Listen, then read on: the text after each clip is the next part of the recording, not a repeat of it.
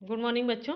यह भक्तिन पाठ का चौथा और आखिरी भाग है। पहले भाग में आपने देखा कि किस तरह भक्तिन लेखिका की अनन्य सेविका थी और उन्हें खुश रखना ही उसका परम कर्तव्य हुआ करता था।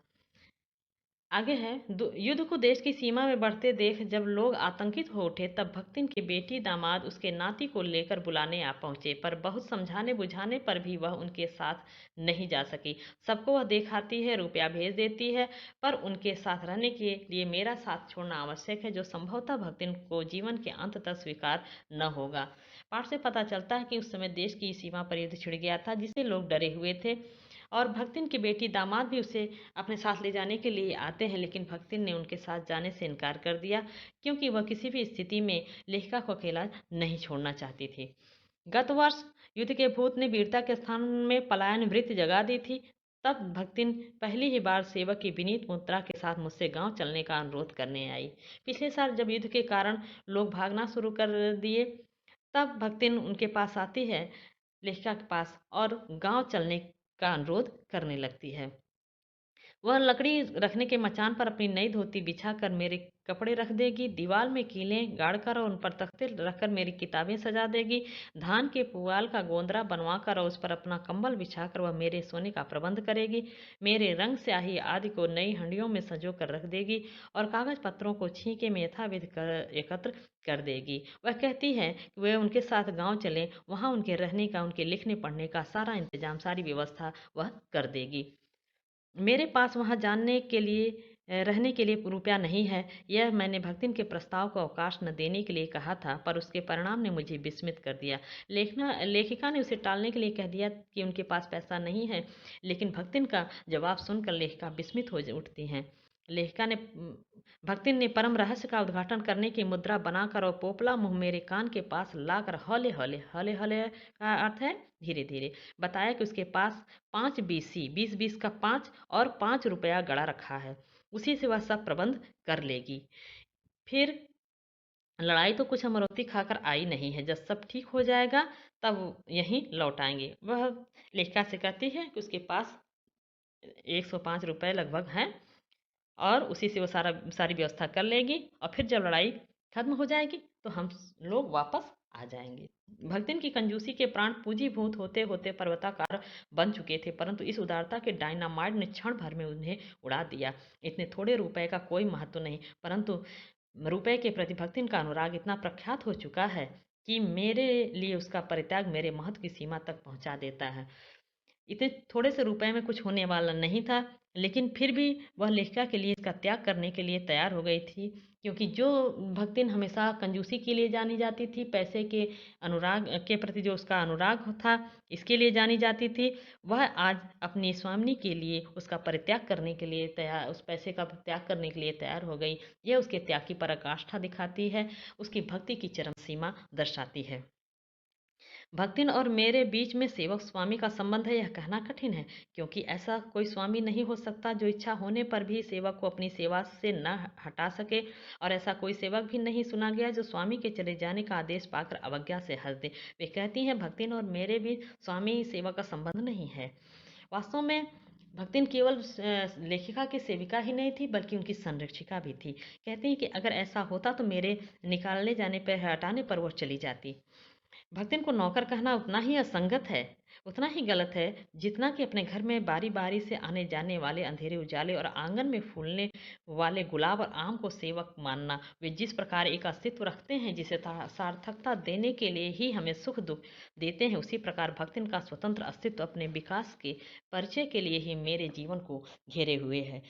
महादेवी जी मानती हैं कि जिस प्रकार अंधेरे उजाले गुलाब और आम का अपना अलग अलग स्थान उनके यहाँ है और अलग उसका महत्व है, उसी प्रकार भक्तिन का भी उस घर में एक अलग स्थान है, एक अलग अस्तित्व है।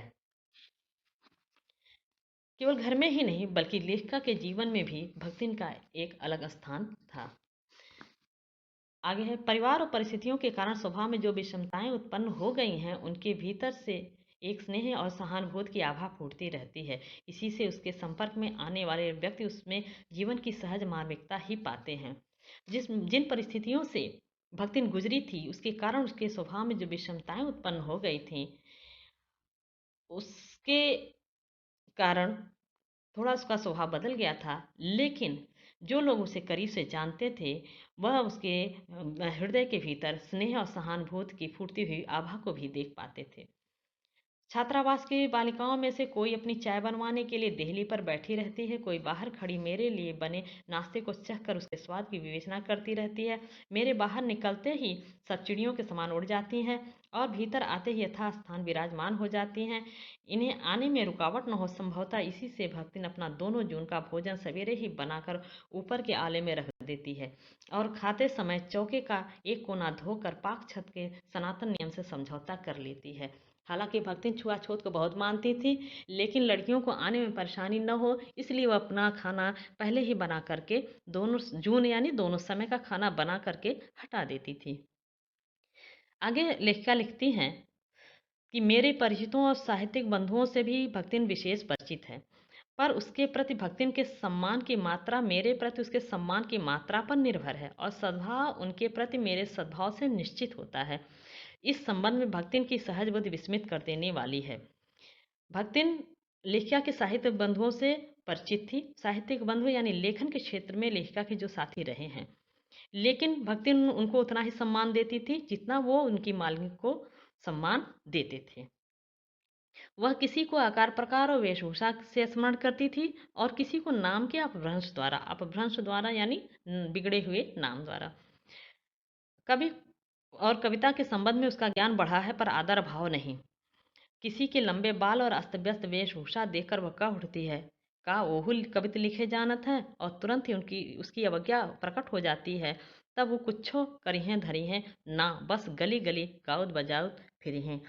वह किसी को जान जाती थी कि वो कविता लिखते हैं, तो कहती थी वह वो कुछ नहीं करेंगे, वो खाली गली गली गाते भी जाते फिरेंगे, क्योंकि उसको ऐसा लगता था कि कविता लिखना पढ़ना ये सब बेकार का काम है। पर सबका दुख उसे प्रभावित कर सकता है। आगे एक और खासियत उसकी पता चलती है भक्तिन की।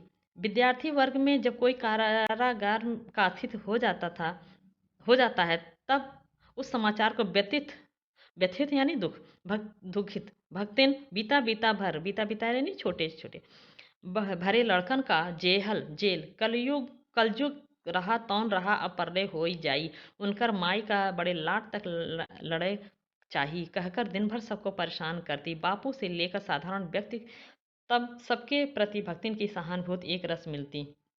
जब वो सुन लेती थी कि कोई किसी विद्यार्थी को जेल हो गई है, तो वह सबसे कहती फिरती थी दुखित होकर कि उनकी माँ को जो है ऊपर तक लड़ाई लड़नी चाहिए अपने बच्चे को छुड़ाने के लिए।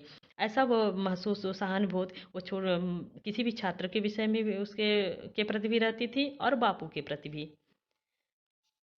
भक्तिन के संस्कार ऐसे ही हैं कि वह कारागार से वैसे ही डरती है जैसे यमलोक से। वह जेल से बहुत डरती थी। ऊंची दीवार देखते ही वह आंख मूंद कर बेहोश हो जाना चाहती है। उसकी यह कमजोरी इतनी प्रसिद्धि पा चुकी है कि लोग मेरे जेल जाने की संभावना बता बताकर उसे चिढ़ाते रहते हैं। वह डरती नहीं, यह कहना असत्य होगा, पर डर से भी अधिक महत्व मेरे साथ का ठहरता था। चुपचाप मुझसे पूछने लगती कि वह अपनी कैद होती साबुन से साफ कर ले, जिससे मुझे वहां उसके लिए लज्जित न होना पड़े। क्या क्या सामान बांध ले जिससे मुझे वहां किसी प्रकार की असुविधा न हो सके। ऐसी यात्रा में किसी को किसी के साथ न जाने का अधिकार नहीं है। यह आश्वासन भक्तिन के लिए कोई मूल्य नहीं रखता था। हालांकि भक्तिन कारागार से बहुत डरती थी, लेकिन जब उसको सब चिढ़ाते थे कि तुम्हारी मालकिन को जेल हो जाएगी, कारागार जाना पड़ेगा, तब उसकी भक्ति उसके डर पर हावी हो जाती थी और वह अपने मालकिन के साथ जानने के लिए प्रबंध करने लगती थी। लेखिका कहती हैं कि उसे नहीं पता कि ऐसी यात्रा में किसी को साथ नहीं ले जाया जा सकता। वह मेरे न जाने की कल्पना से इतनी प्रसन्न नहीं होती जितनी अपने साथ न जा सकने की संभावना से अपमानित। उसे लगता था कि अगर मालकिन को जेल होगी तो हमें भी जाना चाहिए। भला ऐसा अंधेर हो सकता है जहां मालिक वहां नौकर। मालिक को ले जाकर बंद कर देने में इतना अन्याय नहीं, पर नौकर को अकेले मुक्त छोड़ देने में पहाड़ के बराबर अन्याय है। ऐसा अन्याय होने पर भक्तिन को बड़े लाट तक लड़ना पड़ेगा। किसी की माई यदि लड़े बड़े लाट तक नहीं लड़ी तो नहीं लड़ी, पर भक्तिन का तो बिना लड़े काम ही नहीं चल सकता। वह कहती है कि अगर मेरी स्वामी को जेल हो जाएगी या मुझे छोड़ दिया जाएगा तो हम ऊपर तक लड़ाई लड़ेंगे। किसी की माई ने चाहे लड़ाई लड़ी हो चाहे न लड़ी हो, हम लेखिका के लिए ऊपर तक लड़ाई, अपने स्वामिनी के लिए ऊपर तक लड़ाई लड़ेंगे। ऐसी विषम परिस्थिति प्रतिद्वंदियों की स्थिति कल्पना में भी दुर्लभ है। मैं प्रायः सोचती हूँ कि जब ऐसा बुलावा आ पहुँचेगा जिसमें न धोती साफ करने का अवकाश रहेगा, न सामान बांधने का, न भक्तिन को रुकने का अधिकार होगा, न मुझे रोकने का, तब चिर विदा के अंतिम क्षणों में यह देहातिन वृद्धा क्या करेगी और मैं क्या करूँगी? भक्तिन की यह कहानी अधूरी है, पर उसे खोकर मैं इसे पूरा नहीं करना चाहती। लेखिका को सोचती हैं, उसके स्नेह को देख कर, उसके भक्ति को देख करके मुझे छोड़ना नहीं चाहती, लेकिन अगर मेरा बुलावा आ गया, यानी मेरी मृत्यु हो गई, तब ये देहाती वृद्धा किस तरह रहेगी, क्या करेगी? वो कहती हैं भक्तिन की कहानी अधूरी है। इससे पता चलता है कि जिस समय यह लेखिका रेखा चित्र लिख रही थी, उसमें भक्तिन उनके पास ही थी। वो कहती हैं मैं उस कहानी को पूरा नहीं करना चाहती, क्योंकि वो हमेशा भक्तिन को अपने साथ ही महसूस करना चाहती हैं। यहाँ पर इस इस पाठ में भक्तिन के व्यक्तित्व की कई विशेषताएं उभर कर आई हैं। भक्तिन प्रखर तर्कशीला थी। वह सेवा धर्म के मर्म को जानती थी। वह दृढ़ निश्चयी थी। उसमें आत्मसम्मान का भाव प्रबल था। वह अपनी ही बात को सही सिद्ध करने के लिए तर्क देती थी। उसके सत्य और असत्य की उसकी अपनी ही परिभाषा थी। अपनी मालकिन को खुश करने के लिए झूठ बोल देना, घर में ही पड़े इधर उधर पैसे को उठाकर रख लेना, उसे चोरी करना उसे गलत नहीं लगता था। भक्तिन की कहानी के माध्यम से तत्कालीन समाज की कई बुराइयां भी सामने उभर कर आई हैं इस पाठ में।